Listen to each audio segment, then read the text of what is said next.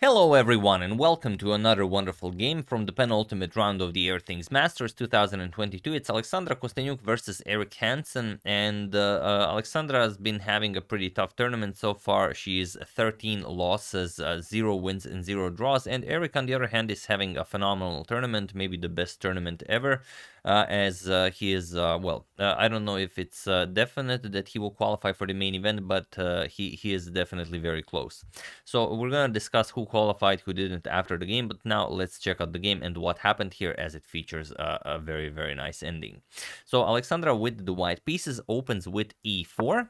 That's not an e4, e4. We have e5, knight to f3, knight to c6, sorry about that.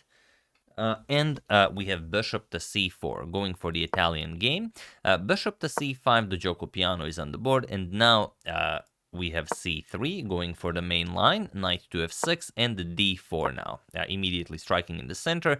E captures on d4, c captures, and bishop to b4 check. And this is a position you could see on the board today and also 400 years ago, as for example, knight to c3 is the start of the very famous Greco attack. We've discussed this a lot during the past few years, but here we have knight to d2, knight to c3, although it is very flashy, but of course if your opponent knows how to play this with black, it's been shown not to be all that impressive over the years. So bishop to d2 is what's usually played here. Alexandra plays knight to d2. We have d5 now, striking in the center, e captures on d5, knight captures, and both players castle. So castles, and a3, asking black, what do you do with the bishop here? So you could go back with bishop to e7, but it is better to capture here. We have captures, and bishop to g4. Eric doesn't want to stay behind in development, so he now develops the bishop and pins the knight here. Alexandra plays h3, saying that, okay, you can capture here, I'm going to capture back, and if bishop to h5, you can play that, but for some reason everyone always captures this knight. So bishop captures on f3, queen captures, and now knight to b6, attacking the bishop here. Bishop back to d3, and now what do you do with the d4 pawn? You can capture it with the knight, you can capture it with the queen.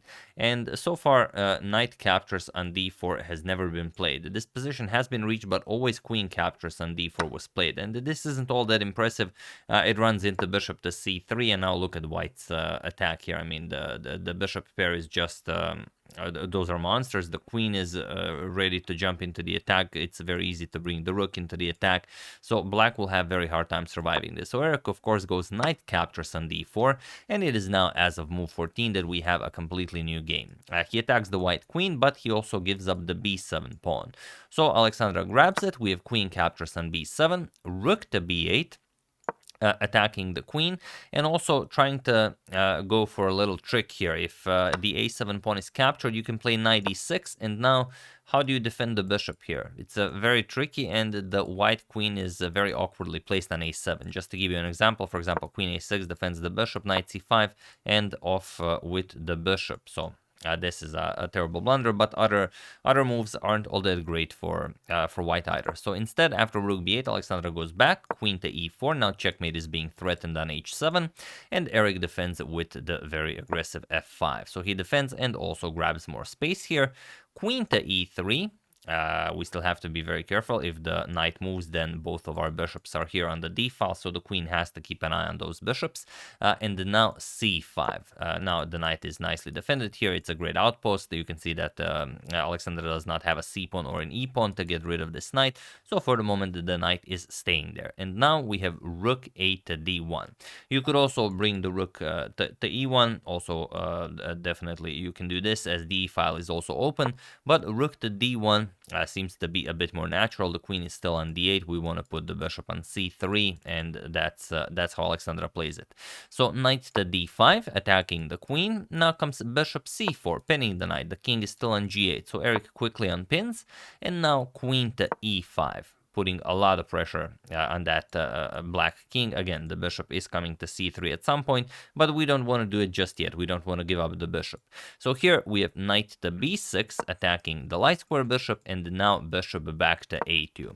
Also, a very interesting line, and I will just show it because I know you guys enjoy very interesting lines, is bishop to h6. We just threaten checkmate. Of course, the g pawn is pinned. So how do you defend? Rook b7 defends the g7 pawn, and now we play queen captures on c5. Now, you can't capture the bishop here because then we capture this knight and then the other knight, so that would be completely losing.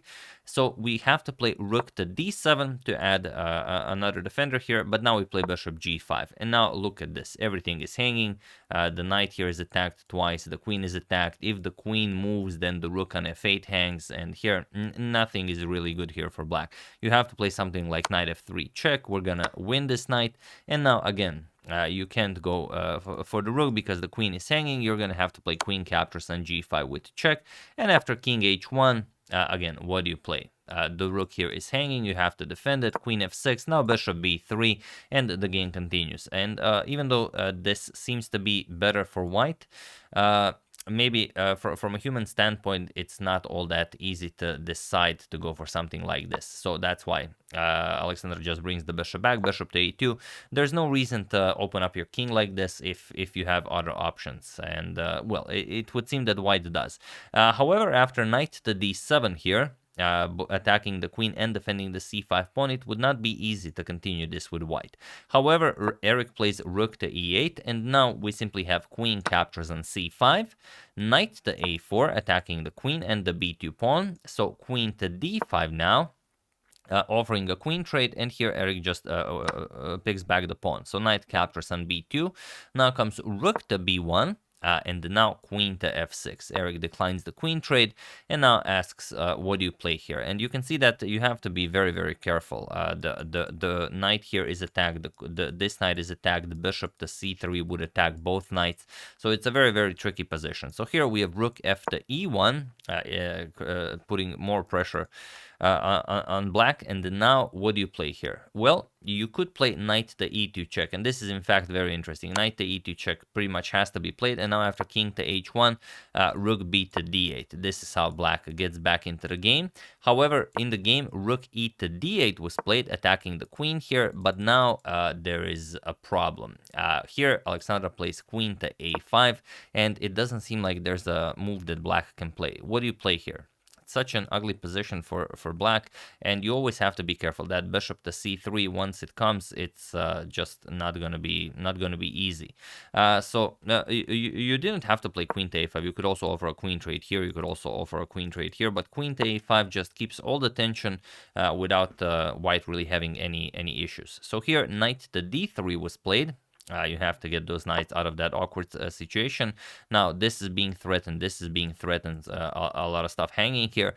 But now, rook captures on b8, rook captures, and queen captures on a7. Again, you can't capture on e1 because we capture on b8. So here, rook to f8 and rook to e3, getting our rook out of harm's way. And how do you defend the knight? And this is now a real problem.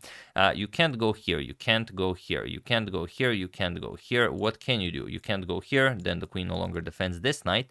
So you could play knight to f4, or you could play knight to c6 and just attack white's queen. So there are some other options, but we're just going to discuss the most complicated one. So if knight to f4, it seems like black pretty much solved everything.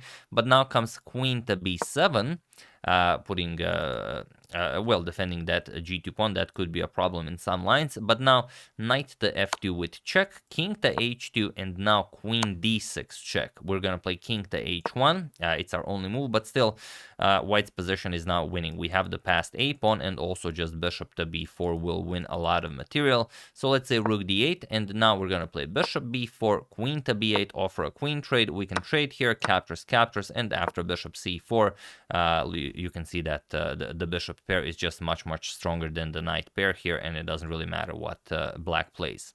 We're just going to show a nice fun line. For example, if knight to f4, then we play bishop d6, attack the knight and the rook, and it seems like you have rook to b1 check, king h2, but not really, because now checkmate is being threatened and also your knight is hanging. So it's a long line, but basically it just shows how the two knights are... well, they're just very poorly placed, and it's not easy to get them out. So here, Eric tries knight to c6 instead, but now queen b7, knight to c5, attacking the queen once again, and now queen to b6, attacking the knight on c5, so knight back to e4, and it seems like you're out of the woods, but now rook to d3. And again, what can black play here? If you play something like knight captures here, then rook captures on d2, and again, you haven't improved your position at all. Pretty much, if queen a1 check, it's not a problem. The rook guards the bishop, and you're just gonna start advancing your pawn here. So instead, we have rook to b8, attacking the queen. So queen to c7, and now comes queen to a1 with check. And now comes the excellent part, king to sorry, with check we have king to h2. And now what do you play? Well, you could grab the bishop, but if you grab the bishop, then we get bishop to f4 in. And now what do you play here with black? The knight is hanging. You have to play something. Rook to g8. Let's say queen captures on c6, and again, everything is defended. Our pass pawn is alive. We're gonna win this game easily. However, Eric decided to play something else. He played knight captures on f2, and now, of course, we reach the position from the thumbnail, if I will ever put this position on the thumbnail. But if not, feel free to pause the video and find the winning move for Alexandra. It's a forced mate in 2, so while I give you a couple of seconds. And of course, think of Paul Morphy. So for those of you who were able to do it, congratulations on spotting this very nice back rank mate. And for those of you who just want to enjoy the show, it is of course queen captures on b8 with check. And it was in this position on move 35 that Eric Hansen resigned the game, as there is nothing more to be done here. Once the knight captures the queen, then it's rook to d8 checkmate, and that's it. So of course, after this queen captures on b8, he resigned the game. So it's a very interesting. It's like the reminds you of Morphy's Opera House game, as the queen. Okay, the queen didn't capture anything on b8, and the knight was on d7, but still, it's very similar. And if you really know that game, then you will always remember to recognize such patterns, and you will find moves like this in an instant. So yeah, Alexandra gets her first win after 14 games. So it was 13 losses in a row, then this victory against Eric Hansen, and then she lost the final game. I think it was against Ding Liren, but also, if you have to win only one game, this is definitely the way to win it, by sacrificing the queen. So congratulations on this very nice game. And Eric, well, he had a brilliant tournament regardless of this loss, as these are the standings. You can see the players on the left qualify for the main event, the players on the right do not qualify. So you can see that qualify. Jan Nepomniachtchi won this preliminary event with 29 points, followed by Magnus Carlsen with 25, Vladislav Artemiev with 24, and Andrei Yasipenko. Eric Hansen in 5th place with 23 points, and then with 22 we have Ding Liren, Li Kuang Liam, and Vincent Keimer. And players who did not qualify: Levon Arunyan, Anish Giri, Pragananda, Abdusatorov Nodirbek, Jan Krzysztof Duda, Shahriar Mamedyarov, Hans Niemann, and Alexandra Kosteniuk. And as you can see, the youngsters like Yasipenko and Vincent Keimer have, well, even Vladislav Artemiev have qualified in front of some very, very strong names like Mamedyarov, Anish Giri, Levon Arunyan, Duda. I mean, okay, Duda is also very young, but he's he was one of the World Chess Championship candidates. So very nicely done by both Eric and Yasipenko. So we'll see what happens in the final event. Nepomniachtchi takes the preliminaries. What will happen in the final one, we'll see. So yeah, that's the game. Hope you guys enjoyed it, and hope a lot of you found this queen to b8. If not, rewatch the Opera House game. I'm pretty sure I made at least one video on it. I would like to wish a very happy birthday to VM, and I would like to thank Ivan Sterling, Pipi Pupu, Richard Schwartz, and Ryan Urban for your contribution to my channel. Thank you a lot. I really appreciate it. As usual, you can check 2 of my previous videos here. Thank you all for watching, and I will see you soon, continuing the coverage of this wonderful event until it finishes. So thank you all. I will see you soon, and have an excellent rest of your day.